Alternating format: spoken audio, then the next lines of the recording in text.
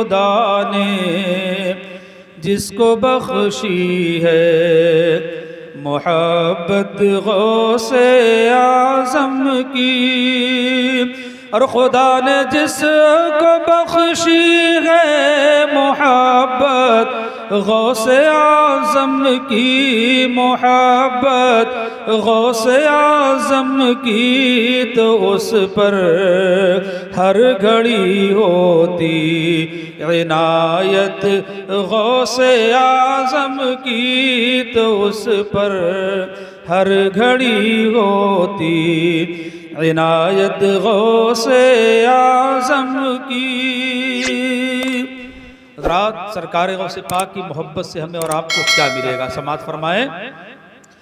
बताऊं क्या दिलाएगी मोहब्बत गौसे आज़म की, बताऊं क्या दिलाएगी, बताऊं क्या दिलाएगी मोहब्बत गौसे आज़म की, मोहब्बत गौसे आज़म की, हमें जन्नत दिलाएगी मोहब्बत गौसे आज़म की, हमें जन्नत दिलाएगी मोहब्बत गौसे आज़म की।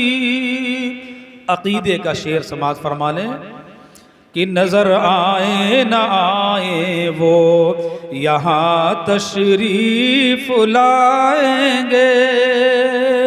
हज़रात, हम सुन्नियों का अक़ीदा यही है कि नज़र आए न आए वो यहाँ तशरीफ़ लाएंगे, नज़र आए न आए वो यहाँ तशरीफ़ लाएंगे, यहाँ तशरीफ़ लाएंगे, कि हमने दिल से की है आज दावत गौसे आज़म की, कि हमने दिल से की है आज दावत गौसे आज़म की। आखिरी शेर कि शह बगदाद का फैज़ान बरेली में ज़रा देखो, शह बगदाद का फैज़ान, शह बगदाद का फैज़ान बरेली में ज़रा देखो, बरेली में ज़रा देखो, है शक्ले आला हज़रत में करामत गौसे आज़म की, है शक्ले आला हज़रत में करामत गौसे आज़म की, हमें जन्नत दिलाएगी मोहब्बत गौसे आज़म की।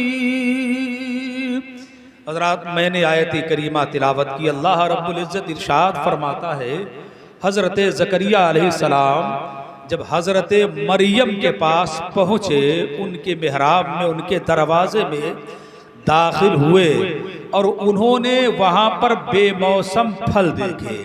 आज ये कोई बड़ी बात नहीं है, ये कोई ताज्जुब की बात नहीं है, चूँकि हर घर में फ्रीज है, कोल्ड स्टोर बने हुए हैं, खरबूजा गर्मी में पैदा होता है, पूरी साल खाया जाता है। तरबूज का फसल, तरबूज की फसल कब होती है? लोग पूरे साल इस्तेमाल करते हैं। कोई भी फल हो बेमौसम मिल जाता है। ये बात उस वक्त की है, न ये लाइट का तसव्वुर था, न ये ठंडा रखने वाली फ्रीजों का तसव्वुर था, न ये कोल्ड स्टोरेज थे, बल्कि जिस चीज का जो मौसम होता था, जिस फल का जो मौसम होता था वो फल उसी मौसम तक दस्तयाब रहा करता था, उसके बाद नहीं मिलता था। हज़रात ये उस वक्त की बात है, हज़रत ज़करिया अलैहिस्सलाम ने हज़रत मरियम जो पैगंबर नहीं है, नबी नहीं है, एक नबी और एक रसूल की माँ है, उनके दरवाजे में, उनके मेहराब में जब वो दाखिल हुए और बेमौसम जब फल देखे तो ताज्जुब में पड़ गए और पूछा, ऐ मरियम ये कहाँ से आए हैं? जाहिर सी बात है कोई ऐसी चीज आप देखें जो दूसरे ममालिक में तो पाई जाती हो, अपने मुल्क में वो चीज ना हो और आप देख लें किसी के पास तो ताज्जुब में पड़ करके उससे पूछेंगे ये तुम लाए कहाँ से हो, ये तुमको कहाँ से मिली है, तुमको ये कहाँ से दस्तयाब हुई है। हजरत ज़करिया अलैहिस्सलाम ने जब पूछा तो हजरत मरियम रज़ी अल्लाह ताला अन्हा ने जवाब दिया, ये फरमाया ये अल्लाह की जानिब से आए हैं और अल्लाह जिसे चाहता है बेहिसाब रिज़्क़ अता फरमाता है। हज़रात एक चीज़ बहुत अजीम साबित हुई, वो क्या है? आजकल के बदअक़ीदे कहते हैं ये करामतों का बड़ा जिक्र करते हैं, ये कौन सी किताबों से लेकर के आते हैं। हज़रात मैं ये कोई नाविल, कोई अखबार की बात नहीं बता रहा हूँ, मैंने कुरान मुक़द्दसा की आयत पढ़ी है, उस आयत का ये तर्जमा है, मफ़हूम है। हज़रात पता चला करामतों का साबित होना और करामतों की दलील हज़रात ये दुनियावी किताबों से नहीं, आप गहरी नजर से अल्लाह के पाकीज़ा और मुक़द्दस कलाम कुरान को पढ़ेंगे तो आपको करामतों का सबूत कुरान से मिलता नजर आएगा। और यही नहीं, आप आगे पढ़ें, हजरत सुलेमान अलैहिस्सलाम के ज़माने में आपके खादिम ने, ये आपने अपने खादिम से फरमाया था कि लजाओ तख्ते बिल्कीस कितनी देर में ले आओगे। हजरात कोई चीज़ लाने के लिए ज़माना कितनी ही तरक्की क्यों ना कर गया है, हजरात उन्होंने कहा कि आपकी पलक झपकेगी उससे पहले वो चीज मैं आपके सामने हाजिर कर दूंगा। हजरात कहाँ तख्त है और कहाँ लाना है? कहते हैं कि आपकी पलक झपकेगी, पलक झपकने से पहले मिला करके हाजिर कर दूंगा। तो हजरात अल्लाह वालों की करामतों का सबूत कुरान मुक़द्दसा से हमें और आपको मिलता है। और हजरत गौसे आज़म रज़ी अल्लाह ताला अन्हु, इनके ताल्लुक से ऐसा नहीं कि उनकी करामतें उनके मुरीदों ने लिखी हैं सिर्फ, या उनके हम मजहब लोगों ने लिखी हैं। हजरत गौसे आज़म रज़ी अल्लाह ताला अन्हु मशरबन मसलकन हम्बली थे, मगर मालूम है सबसे बड़ी और ज़ख़ीम और मुअतबर किताब जो आपकी करामतों के ताल्लुक से लिखी गई है हजरत अल्लामा शतनूफी शाफ़ई अलैहिर्रहमा ने लिखी है, बहजतुल असरार लिखी है, बड़ी मजबूत बड़ी मोतबर मारिकतुल आरा किताब लिखी है। हज़रात गौसे पाक हम्बली हैं, वो शाफ़ई है मगर हकीकत पसंद है, हकीकत को उन्होंने अपनी किताब के अंदर बयान फरमाया है। सरकार गौसे पाक रज़ी अल्लाह ताला अन्हु को अल्लाह ने वो मर्तबा अता फरमाया है, वो मकाम अता फरमाया है। सरकार गौसे पाक रज़ी अल्लाह ताला अन्हु के ज़माने में आपके शहर में आपकी बस्ती से एक नौजवान लड़की गायब हो गई। हज़रात जब नौजवान लड़की गायब हो गई तो घर वाले बड़े परेशान हुए, इज्जत का मामला था। पहले तो घर वालों ने आपस में मशवरा किया कि बच्ची को कहाँ तलाश करना चाहिए। हज़रात ये वो ज़माने की बात है जब लोग पर्दे का बड़ा एहतमाम करते थे और अपनी इज्जतों का हमें और आपको जो आज ख्याल है इससे कई गुना उन लोगों को अपनी इज्जत और अज़मत का ख्याल था। उन्होंने कहा चलो पहले अपने अजीज़ो अकारिब में ढूंढते हैं। पहले बस्ती में ढूंढा गया, इधर उधर घरों से निकल करके बस्ती के बाहर तलाशा गया, लड़की न मिली। चुपके चुपके से अपने ही घर वालों ने अपने रिश्तेदारी में तलाश किया, अपने जानने वालों के यहाँ तलाश किया, लेकिन लड़की कहीं ना मिल सकी। बहुत परेशान हुए, अब क्या करना चाहिए। अखबार का दौर था नहीं कि चलो अखबार में निकलवा देते, कोई जराए न थे कि ये मोबाइल के जरिए से या और किसी जराए से उसकी मालूमात हासिल की जाए।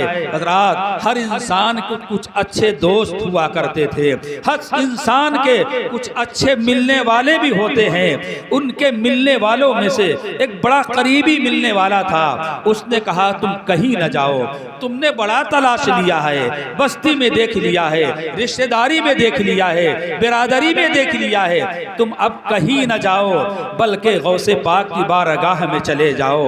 और चले जाओगे तो इंशाअल्लाह तुम्हारा मसला हल हो जाएगा।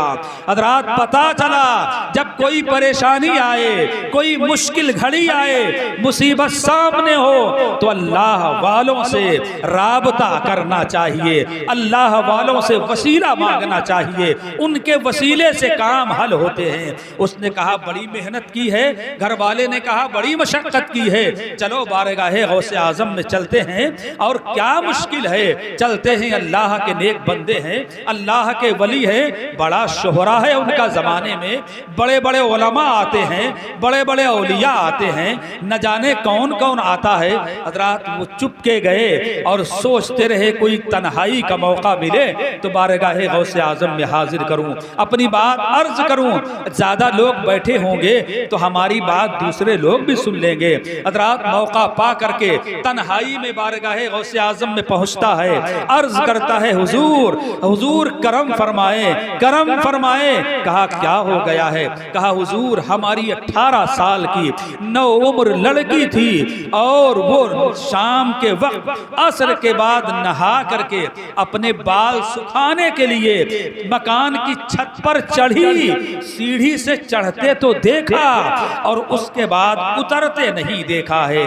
न हमारी छत पड़ोसी की छत से मिली हुई है, न हमारी छत कहीं और ऐसी जगह से मिली हुई है कि इंसान चढ़ करके सीढ़ी के बगैर और किसी जरिए से उतर सके। हज़रात, कहा हुजूर बड़ी करम फरमाई होगी, मैं बड़ा परेशान हो गया हूँ, बहुत कोशिश कर ली है, बड़ा ढूंढ लिया है, मगर हम कहीं ना उसको तलाश पाए हैं, हमको न मिल सकी है। सरकार गौसे पाक रज़ी अल्लाह ताला अन्हु ने फरमाया कि जाओ, आज तुम शाम को मगरिब के बाद सूरज डूब जाए, नमाज मगरिब अदा करने के बाद ये फला जंगल है, इस जंगल में चले जाना। इस जंगल में एक पहाड़ी है और पहाड़ पर तुम, वो छोटी सी पहाड़ी है, उस पहाड़ी पर जा करके बैठ जाना और एक दायरा खींच लेना, एक असा से दायरा खींच लेना और दायरा खींच करके तुम बैठ जाना। तुम्हारे पास जिन्नात आएंगे, जिन्नातों की जमात आएगी, उनके गिरोह आएंगे और बड़ी भयानक शक्ल वाले आएंगे।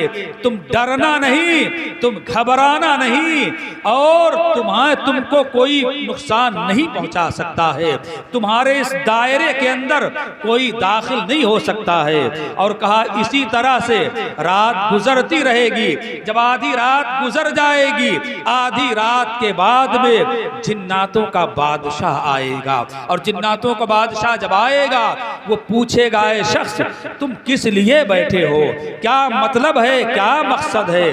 तो कह देना मुझे गौसे आजम ने भेजा है। और उसके बाद तुम अपनी बात कह देना, बात कह देना कि मेरी लड़की गायब हुई है, गौसे पाक ने फरमाया है मेरी लड़की तलाश करके दो। अल्लाह अकबर। कल क्या होने वाला है, रात में क्या होगा? हज़रात, लाख लोगों ने तरक्की कर ली है मगर कल क्या होगा यह अब भी कोई नहीं बता सकता है। कल कौन मुलाकात किससे करेगा, जब तक उसकी जासूसी न कर ले नहीं बता सकता है। लोग कहते हैं नबी को इल्मे गैब नहीं है। हज़रात, गौसे पाक को देखिए, जो नबी नहीं है, सहाबी नहीं है, ताबई नहीं है, नबी की आल है, हसनैन करीमैन के लाडले हैं, हसनी हुसैनी सैयद हैं, अल्लाह के वली हैं, उनको मालूम है आज रात में कौन कौन आएगा। और पहले ही बता दिया है भयानक शक्ल वाले आएंगे, डरावनी शक्ल वाले आएंगे। तुम घबराना नहीं, तुम डरना नहीं, तुम्हारा मकसद हल हो जाएगा, तुम्हारा काम बन जाएगा। रात शाम का वक्त होता है, उस शख्स ने मगरिब की नमाज अदा की और नमाज अदा करने के बाद उसी जंगल में उसी पहाड़ी पर बैठ जाता है, दायरा खींच लेता है और जब रात गुजरती जाती है जिन्नात आते जाते हैं डरावनी शक्ल वाले, भयानक शक्ल वाले कि अच्छा खासा इंसान देखे तो डर जाए, मगर गौसे पाक ने फरमा दिया तुम डरना नहीं, न तुम्हें कोई तकलीफ पहुंचा दे सकता है और न तुम्हारे दायरे के अंदर कोई दाखिल हो सकता है। रात जब आधी रात गुजर गई, रात का 3 हिस्सा गुजर गया, उसके बाद जिन्नातों का बादशाह लाहो लश्कर के साथ चला आ रहा है, सवारी पर बैठ करके आ रहा है और दायरे के करीब पूछा ओ बैठने वाले क्यों यहाँ बैठा है, किस मकसद से बैठा है, किस काम के लिए बैठा है। उसने कहा मुझे गौसे आजम ने भेजा है। अल्लाह अकबर। जैसे ही इतना सुनना था, जिन्नातों का बादशाह जो लाहो लश्कर के साथ था सवारी पर सवार होकर के आया, गौसे पाक का नाम सुना, सवारी से उतर गया और दायरे के करीब बैठ करके कहा क्या हुक्म दिया है गौसे पाक ने, तुमको क्या हुक्म दिया है। उसने कहा मेरी लड़की गायब हो गई है और गौसे पाक ने फरमाया है मेरी लड़की तलाश करके ला करके दो।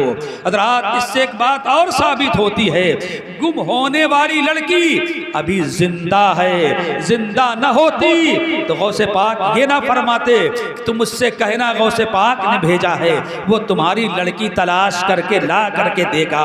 हज़रात मिलने की भी जमानत दे रहे हैं और उसकी जिंदगी की भी जमानत और खबर दे रहे हैं कि वो लड़की अभी जिंदा है।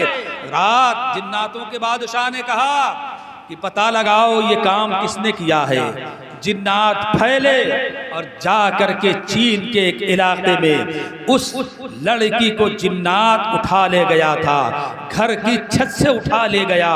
रात फौरन ही जिन्नातों ने ला करके उस जिन्नात को पकड़ करके लाए, जो जिन्नात लड़की को उठा करके ले गया और ला करके वो जिन्नातों के बादशाह के पास जिन्नात लेकर के आए।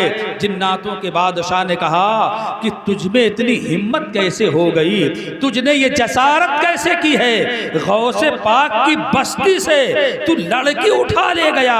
हज़रात फौरन अपने कारिंदों को हुक्म दिया जिन्नातों के बादशाह ने कि इसको कत्ल कर दो, इसकी सजा यही है। और उसके बाद कहा उस लड़की को लड़की के बाप के हवाले कर दिया, ये तुम्हारी बेटी तुम्हारे हवाले है। जब बेटी मिल गई तो हज़रात उसने ताज्जुब में पढ़ करके जिन्नातों के बादशाह से एक बात पूछी थी, ऐ जिन्नातों के बादशाह ये बताओ तुम गौसे पाक को किसे कैसे पहचानते हो, गौसे पाक की फर्मा बरदारी इतनी कैसे करते हो। उस जिन्नातों के बादशाह ने कहा था ऐ शख्स तुझे पता नहीं है, अल्लाह ताला जब किसी को ये मनसब अता फरमा देता है तो जिन्नात भी उसके कब्जे में होते हैं, हैवानात भी उसके कब्जे में होते हैं, हर चीज उसका हुक्म मानती है और फर्मा बरदारी करती है।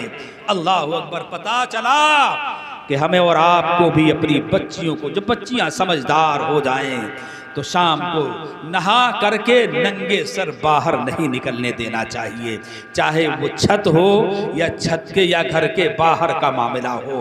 रात कई तरह आज यही हालात हैं, घर घर आप देखिए कोई ये परेशान है, कोई वो परेशान है, इसके यहाँ किसी भूत का साया है, उसके यहाँ जिन्नातों का साया है। इंसान हिफाजत नहीं करता है, अल्लाह उसके रसूल के बताए हुए तरीके को नहीं अपनाता है, फिर परेशान में जब मुब्तला हो जाता है तो कभी इस जिला के बाबा के पास जाता है, कभी उस बाबा के पास जाता है, यहाँ 5,000 का सामान, वहाँ 10,000 का सामान, इंसान बेपनाह दौलत खर्च करता है। हज़रात अल्लाह ना करे किसी मोमिन भाई के यहाँ यह परेशानी आए, उससे पहले ही अपना इंतजाम आप करके रखें। हज़रात अल्लाह के रसूल ने फरमाया है जब औरत बेपर्दा निकलती है तो शैतान घूर घूर करके देखता है, शैतान झांक झांक करके देखता है। ओ महफिले गौसुल वरा में आने वालों, मैं एक बात, एक पैगाम दे करके जाना चाहता हूँ। मेरे भाइयों, हमारे और आपके यहाँ शादी होती है, हम और आप हैं, हम और आप ये कभी पसंद नहीं करते हैं कि हमारी बहन बेटी को कोई दूसरा ताके।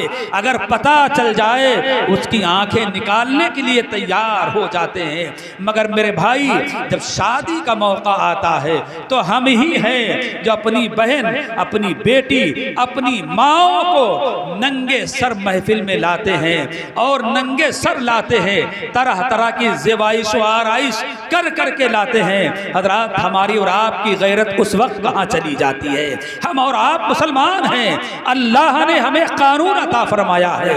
पर्दे का कानून तो अल्लाह ने कुरान में नाजिल फरमाया है। 18वां पारा पढ़ें, सूरे नूर की आप तिलावत करें तो आपको पता चल जाएगा पर्दे की अहमियत कितनी है, पर्दा कितना अहम है। और मालूम है, सरकारे गौसे पाक रजी अल्लाह ताला अन्हु ने भी फरमाया है, सरकारे गौसे पाक की महफिल में आने वालों, मेरे भाइयों, ये पैगाम लेकर के जाएं। और आपने करामत बारहा सुनी, सरकारे गौसे पाक रजी अल्लाह ताला अन्हु के वालिद मोहतरम ने एक सेब खा लिया था। करामत बताना मकसद नहीं है, सेब खा लिया, भूख बहुत तेज लगी थी, दरिया में बहता चला आ रहा, उसका कोई मालिक बज़ाहिर नजर नहीं आ रहा था, उस सेब का कोई मालिक नजर नहीं आ रहा। खा लिया, खाने के बाद फिर ज़मीर ने आवाज दी, ऐ मूसा सालेह जंगी दोस्त, तुमने सेब खा लिया है, ये सेब किसी न किसी मालिक की मिल्कियत होगा, इसका कोई न कोई मालिक जरूर होगा, तुमने बगैर पूछे खा लिया है, ये तो जायज ही नहीं है। हमारा और आपका मिजाज है, रास्ते में पैसा मिल जाए उठा लेते हैं, पैसे वाला मिल जाए और पता लग जाए फलां को मिला है, अगर वो पहुंच जाए कहता है तुम्हारा कैसे है, ये तो पड़ा था हमने उठा लिया, इसका तो कोई मालिक ही नहीं है। ऐ गौसे पाक के मानने वालों सुनो, गौसे पाक के वालिद ने उसकी माफी के लिए कितनी मुश्किलें बर्दाश्त की हैं, कितनी परेशानियों का सामना किया है। उसी नहर के किनारे किनारे चले गए और कहा चलो मालिक का पता लगाते हैं, और पता लगा करके इस गलती को माफ करा करके आते हैं। जब उनके वालिद चले, देखा ये बाग है नहर के किनारे, दरिया और नहर के किनारे है, उस बाग की उस सेब की डालें शाखें उस नहर में लटक रही हैं, सेब लटक रहे हैं। आपने फरमाया हो न हो इसी बाग का सेब होगा। पता लगाया ये बाग किसका है, मालिक कौन है, लोगों ने बताया वो भी अपने वक्त के बहुत बड़े अल्लाह के वली थे, हजरत अब्दुल्ला सुमई रजी अल्लाह ताला अन्हु। हजरत मूसा साले जंगी दोस्त गौसे पाक के वालिद पहुंचते हैं और कहा माफ कर दो। उन्होंने भी देख लिया ये बोई खुदा शनास बंदा है, ये आरिफे बिल्लाह है, अल्लाह से डरने वाला है, नबी की शरीयत के पासदारी करने वाला है। उन्हें कहा ऐसे नहीं माफ करूंगा। आजमाया, कितनी परेशानी, कितनी मुश्किलें और कितने दिन, तकरीबन 12 साल खिदमत करना पड़ी। कहा अब माफी का वक्त आया है। ऐ मेरे भाइयों, जश्न गौसुल वरा में आने वाले मेरे भाई मेरी बहनों, सुनो सुनो, हमारा और आपका मिजाज तो ये है, हम अपना खेत जोतने जाते हैं तो ज्यादा नहीं, पड़ोसी के खेत में सोचते हैं कि थोड़ा सा हिस्सा ही काट लें ताकि हमारा खेत बड़ा हो जाए। ऐ मेरे भाइयों, गौसे पाक के मानने वाले सुनो, एक सेब खा लिया बगैर इजाजत के तो इतनी परेशानी, इतनी माफी तलब करने के लिए इतनी दिक्कतों का सामना करना पड़ा। हम हैं, मकान बनाते हैं तो सोचते हैं ज्यादा नहीं, कम से कम पड़ोसी के हिस्से में दीवार ही बना लें, और मकान बन जाता है तो सोचते हैं मकान तो अपने हिस्से में बना लिया, चबूतरा कम से कम रोड पर बना लें। अब जब चबूतरा बन जाता है नया मकान बनाता है, सोचता है बाइक भी खड़ी करनी है, अब ऐसे तो चढ़ नहीं जाएगी, तो चलो आधे रोड से कम चढ़ाने के लिए एक जीना बना ले। हज़रात आप गौर करें, आप कितने दिन रहेंगे, आप यहाँ कितने दिन रहेंगे? आप बेईमानी करके चले जाएंगे, भाई का हक मार करके चले जाएंगे। अमूमन हमारे यहाँ यह देखा जाता है, अगर 4-6 भाई हैं, एक अगर बड़ा समझदार होता है, बाप के करीब रहता है, हज़रात वो देखता है छोटे भाई छोटे हैं हमसे, उनके हिस्से को भी हड़पने की मुकम्मल कोशिश करता है। और शरीयत ये कहती है कि छोटे भाइयों के ताल्लुक से अगर बाप का इंतकाल हो जाए और कई भाई हैं, सिर्फ एक बालिग है, एक बड़ा है, उसके बाकी भाई नाबालिग हैं, तो उनके हिस्से से ये उलमा बैठे हैं, पूछ लीजिए, बड़ी जिम्मेदारी के साथ बात कहने का मिजाज रखता हूँ। रात आप पूछ ले, वो जो बच्चे नाबालिग हैं, उन नाबालिग बच्चों के हिस्से से, बाप की छोड़ी हुई विरासत से, उनके हिस्से से आप 40वां भी नहीं कर सकते हैं, उनके हिस्से से आप ये रंगो रोगर भी नहीं कर सकते हैं। आप बालिग हैं, अल्लाह ने दिया है, आपके हिस्से में जो है वो अपना आप खर्च कीजिए। जब बच्चे बालिग हो जाएंगे, छोटे भाई, तब वो अपने मालिक हो जाएंगे, फिर वो चाहें वालिद के साले सवाब में खर्च करें, माँ के साले सवाब में खर्च करें, यहाँ जहाँ चाहें दें। जब तक नाबालिग है, उसके हिस्से से बड़ा भाई फातिहा भी नहीं करा सकता है। मेरे भाइयों, हमारा और आपका मिजाज क्या हो गया है? मैं एक बात कहने वाला, बस आखिरी बात कह रहा हूँ, मैं समझ रहा हूँ टाइम काफी हो गया है। आज हमारे भाई बहन मारे जा रहे हैं, जुल्म तशद्दुद का निशाना बनाया जा रहा है। हमारे और आपके यहाँ अगर शादी की तारीख हो, कोई बीमार पड़ जाए, अगर आज शादी की तारीख आगे बढ़ा देते हैं। अगर किसी का इंतकाल हो जाए तो कहते हैं भाई शादी में अभी 10-15 दिन बाकी है, शादी की तारीख थोड़ा और बढ़ा लो। मिजाज यही है, अगर कोई बुखार आ जाए, डेंगू हो जाए और हो साहब जश्न गौसुल वरा हो, 11वीं करना हो, कहते हैं साथ 4 दिन और बढ़ा लीजिए, जब सही हो जाएगी तबीयत तब करेंगे। मेरे भाई, हमारे और आपके यहाँ शादी है, मैं ये नहीं कह रहा हूँ आप शादी कैंसिल कर दीजिए, आप शादी की तारीखें आगे बढ़ाइए। हमारे भाई बहन जो जालिमों के जुल्म से निशाना बनाए जा रहे हैं, जख्मी किए जा रहे हैं, अर्ज़ फिलिस्तीन है, मजलूम भाई बहन है, किसी का हाथ कट रहा है, किसी का पैर जुदा हो रहा है, किसी का सीना छलनी हो रहा है, खाने के लिए, पेट भरने के लिए उनके पास खाने का सामान नहीं है, प्यास बुझाने के लिए वाफर मिकदार में उनके पास पानी मयस्सर नहीं है। हम और आप हैं, शादियां कर रहे हैं तो ढोल बजा रहे हैं, ताशे बजा रहे हैं, नाच गुन गाने की महफिलें कर रहे हैं। जरा अपने सीने पर हाथ रख के सोचो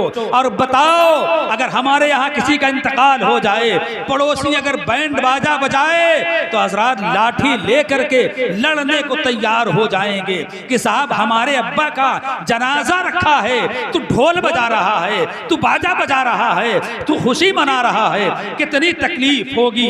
हज़रात हमारे भाई वो भी हैं, अल्लाह के रसूल ने फरमाया मुसलमान एक जिस्म के मानिंद है, अगर हमारे हाथ में तकलीफ है तो जिस्म उसका एहसास करे। आप तकलीफ में हो, हमें पता चले तो हमको भी आपकी तकलीफ का एहसास होना चाहिए, हमारे दिल में भी हमदर्दी होनी चाहिए। हज़रात उनके पास जख्मों पर लगाने के लिए मरहम नहीं है, पट्टियां नहीं है बांधने के लिए, पेट भरने के लिए खाना नहीं है, पीने के लिए पानी मयस्सर नहीं है, ऑपरेशन हो रहे हैं, सुन करने की दवाई नहीं है, जख्मों को सुखाने के लिए उनके पास दवाई नहीं है, ऑपरेशन डॉक्टर कर रहे हैं, न बेहोश करने वाली दवाएं हैं, न सुन करने वाली दवाएं हैं। हज़रात ये उलमा बैठे हैं, पूछिए, अभी कुछ दिन पहले एक वीडियो आई थी, अल्लाह अकबर, उसके सर का ऑपरेशन होना था, उसी जालिमों के जुल्म का निशाना बना, और जब सर का ऑपरेशन करना था डॉक्टरों को, न तो सुन करने की दवाई थी उनके पास, न बेहोश करने की दवाई थी। अल्लाह अकबर। मगर उनका ईमान देखें, उनके माँ बाप की तरबियत देखें। हज़रात उस बच्चे ने कहा था, डॉक्टर साहब आप ऑपरेशन कीजिए। कुरान की तिलावत कर रहा और कुरान की तिलावत करता रहा।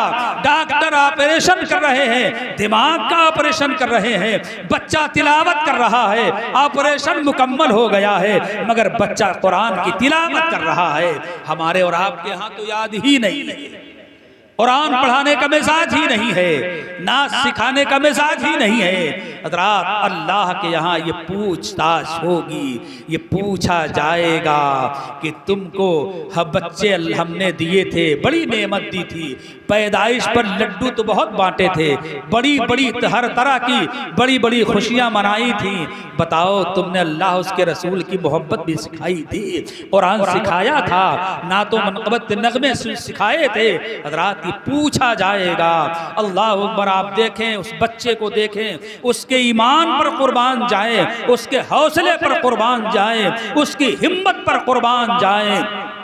और हमारे और आपके यहाँ अगर किसी का ऑपरेशन होना हो, डॉक्टर कह दे हाँ दिमाग का ऑपरेशन होना है, तो घर वाले हॉस्पिटल में मौजूद रहते हैं, और जो घर पे रह जाते हैं वो मुसल्ला बिछा करके सजदे में होते हैं और रब के हुजूर हाथ उठाते हैं, मौला हमारे बच्चे का ऑपरेशन कामयाब हो जाए, मौला हमारे भाई को ऑपरेशन में किसी तरह की परेशानी का सामना ना हो, मौला हमारे बच्चे को सेहत अता फरमा दे, जल्दी बीमारी ठोक हो जाए। हज़रात दुआ करते हैं, जब तक ओटी में ले जाते हैं और ओटी से बाहर नहीं ले आते हैं, मरीज जब तक होश में नहीं आ जाता है, हज़रात हर शख्स कोई दिल में दुआ कर रहा है, कोई ज़बान से दुआ कर रहा है, कोई मिन्नतें मान रहा है। हज़रात हम और आप एक जिस्म के मानिंद हैं, हमें इस तरह एहसास होना चाहिए। आप शादी की तारीख न बढ़ाइए, शादियां कैंसिल न कीजिए, लेकिन बेजा खुराफात तो न कीजिए, ढोल ताशे बाजे न बजाइए,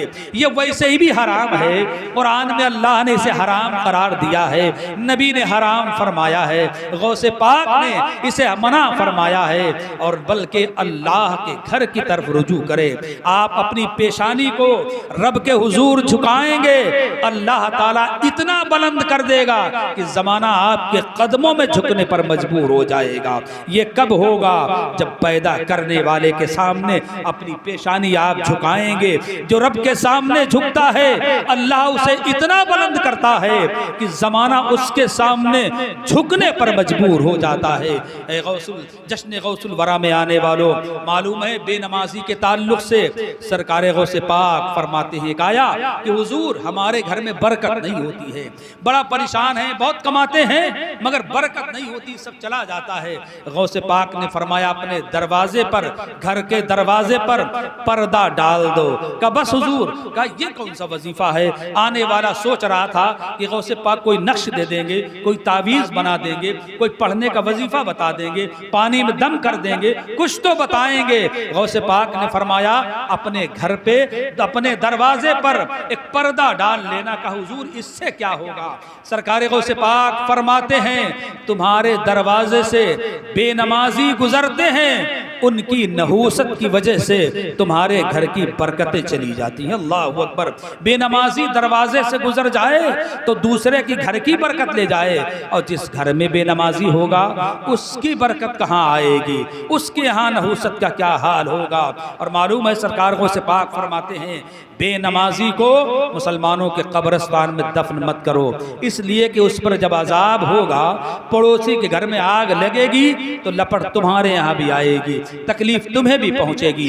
अल्लाह अकबर। मेरे भाइयों, हम और आप हैं, करामत सुनाने के लिए तो घंटों दरकार हैं। मुझ जैसा खादिम जो कुछ भी नहीं जिसे आता है इस ताल्लुक से घंटों सुना सकता है, मगर मेरे भाई जश्न गौसुल वरा मुनक़्क़िद करने का एक मकसद है, और मकसद यही है, हमारे बुजुर्गों का तरीका रहा है कि आप जाएं तो पैगाम लेकर के जाएं।